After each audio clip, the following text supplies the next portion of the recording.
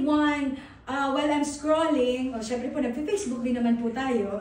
Ano po, when I'm scrolling, I saw one post there na kahit ang pag-aayos ng upuan, it's amazing. Amen. Yes. Amen. Amen. Alam niyo po, dagdagan niyo pa pag inayos niyo yung upuan, sabayan niyo ng panalangin. Lord, punuin niyo po itong upuan na ito. Amen. It's a talent. Letter C, treasure.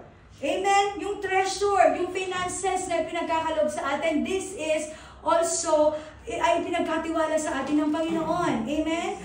We are all having our jobs. Yung iba po naghihintay ng trabaho. Again, you didn't come here for nothing. But you come here because the Lord has already planned ahead. Yes. Amen. Naniniwala ako that He will give the job for you. Amen. Kung kayo man po ay naghahanap pa sa mga panahon na ito. And that financial resources, it's not only for us. Alam niyo po, the Lord is so gracious kasi yung mga trabaho natin, ito ang ginagamit niya to sustain the needs of our family. Amen? But we all know also that we have a responsibility for the expansion of His kingdom. Ano po? Kaya po tayo ay may tithing. Amen? 10% of your income is for the Lord. Yes.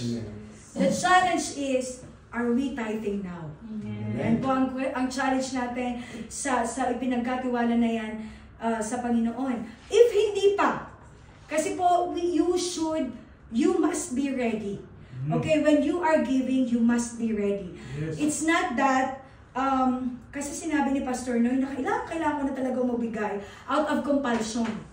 No, but sabi ng Lord, be a cheerful giver. Yes. When you want to give your tithes, you should be 100% ready. Amen. But I challenge you, keep yourself ready at this point in time. Yes. Kasi po mga kapatid, you don't know how the Lord will value it. Amen. We always hear that hindi naman talaga kailangan ng Panginoon because He owes everything, right? Amen. But it's a form of obedience. Yes. Amen. It's a form of obedience. When I started, me and my husband started to do the tithing, alam niyo po, I cannot contain how the Lord is blessing me. Amen. But, it's not only, pero po bago kami dumating sa ganon, ang dami pong tinuro ng Lord sa amin. Amen? Ang dami-daming tinuro ng Lord when it comes to finances. Hindi lamang siya magbi-bless sa inyo ng finances, kundi tuturuan niya kayo kung paano niyo gagamitin. Amen. Kung paano niyo i-utilize yung 90% noon. Sino po ba dito ang nakaranas ng yung credit card from credit card to credit card? Ako po ay hindi exempted sa ganun. I am ready to go to the jail. That was 2018.